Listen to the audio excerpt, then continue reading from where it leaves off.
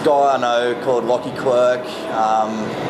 He's pretty inspirational all around kind of guy. And in all honesty, when I first kind of came to Fridays and I saw the standard that the bartenders had and the expectation that, you know, you kind of had to have a bit of flair behind you, then yeah, the whole idea kind of inspired me. So, but I mean, I suppose I first saw the second question after what was my name by Locky was, do you flair? And I kind of thought to myself, well, I don't, but I better start learning. So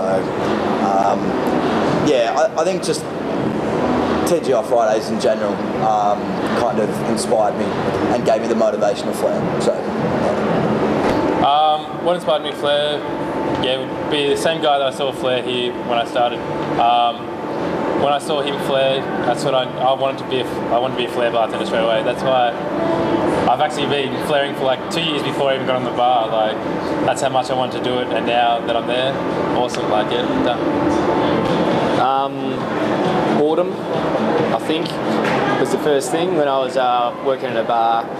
And it was, I do like the 12 till 10 shift, and from the hours of about 3 till 5, there was no one in the restaurant, no one at the bar, so I just decided to pick up a bottle and start throwing around.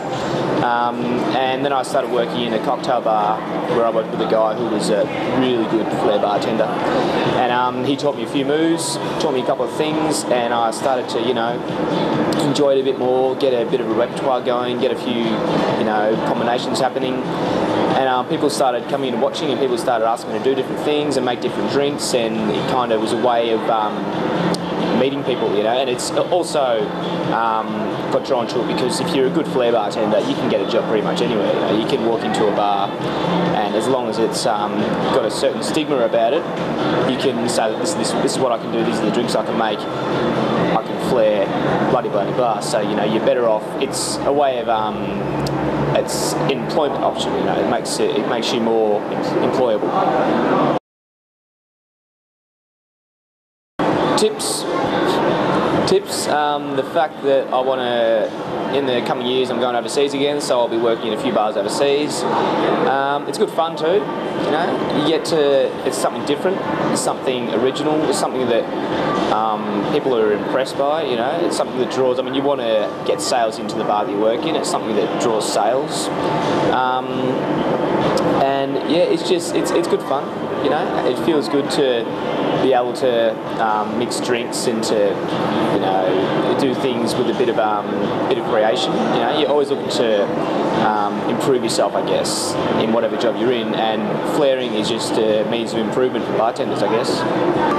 What keeps driving me would be that I want to be one of the best. Like, I don't want to just sit around and be like, okay, an alright flairer, alright bartender. I want to be like one of the best, and that's what keeps driving me to do it every day. I'll come in and just do it harder and harder.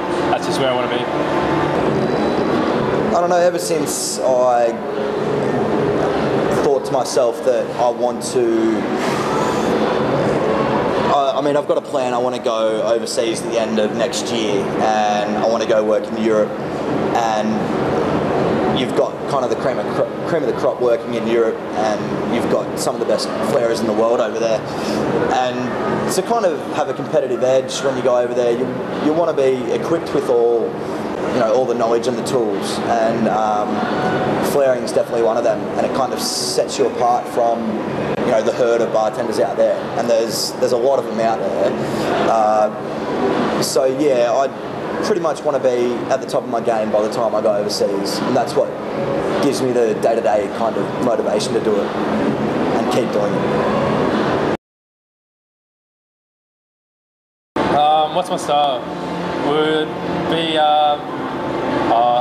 I'd say a bit of a show off, like to throw bottles around and get everyone's attention. That's what I love. Just watch, like, you throw a few bottles around, and then you look out to the restaurant and everyone's like looking up, just wanting to see what you're doing. That's what I love. And that's, yeah, my style would be like, yeah, just entertain the guests. What's the style? I think Yeah, very much kind of freestyle. I don't really have an idea of what I'm doing in my head before I kind of start doing it. The thing about flaring is that you can do a move, but you've always got to have the next move ready to go. And you've always kind of got to be thinking 3 moves ahead. But yeah, I mean, I really try to just put a smile on my face. And yeah, when I'm working behind the bar, kind of keep it to a safe kind of level and not, you know, do like 1,000 rotations and kind of let it get away from me. So I think just yeah, pretty much a fun kind of freestyle. That's how I feel. My style is pretty exhibition based, I think. Like, my working flair needs to be worked on. That's one thing that I can improve on. My exhibition flair is kind of it's 1 tin, 1 bottle based. So it'll be, you know, 1 drink at a time. It's a lot of flipping rather than some people have a flair routine where they'll do a lot of smooth motions and a lot of tin catching. Mine's mostly rotations, bottle rotations, tin rotations. But yeah, it's kind of, I think it's a bit an individual style. I mean, people may disagree, people may agree, but it's yeah, it's more of a speed-based style.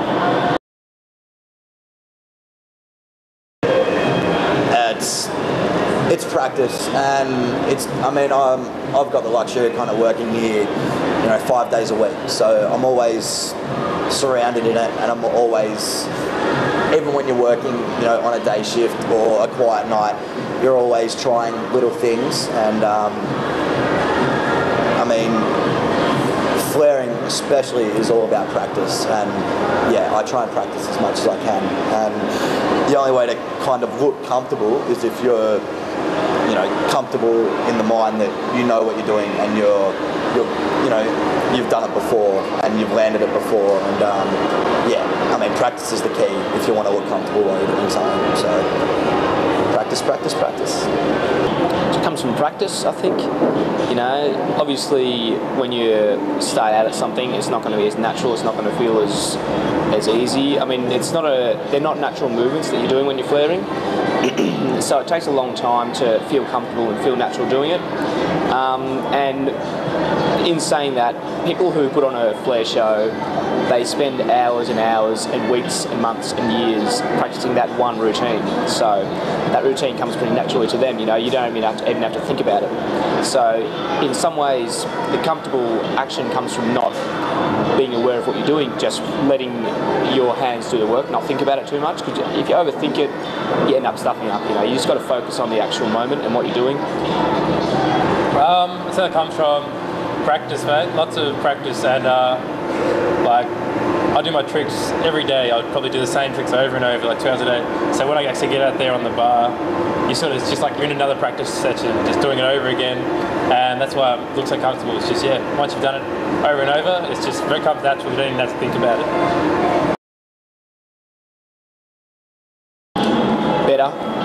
Better than what I'm doing on the camera, I think. I think that's the same for everyone, you know. When the pressure's on, it's a lot harder to land tricks. I mean, your hands get a bit sweatier, you know, you focus on the surroundings more. When you're on your own, when you're doing it yourself, you don't really have to worry about anything else, you know. And having a camera on you at any stage, I think no matter what you're doing, it makes it hard. And bartending is the kind of thing where if you're a millimetre off flaring, if you're a millimetre off in anything, the trick's out, you know, so it makes it very hard to land those tougher tricks.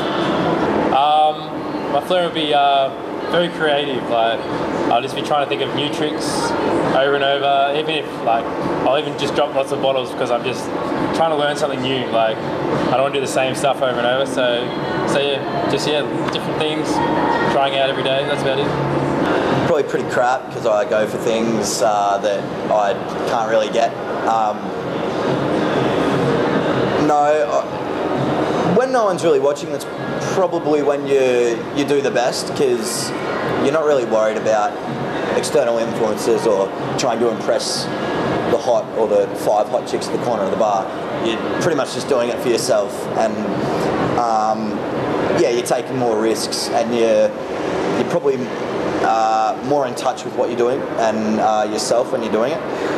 So I think if someone was secretly filming, then it'd probably look pretty good, because I'm just doing it for myself. I'm not doing it for anyone else. So that's when I prefer to flare the most, whether it's, you know, I'm not behind the bar and I'm practicing, or I'm on the beach, or I'm in my bedroom or something like that. That's when I think it's the most fun, because you're doing it for yourself.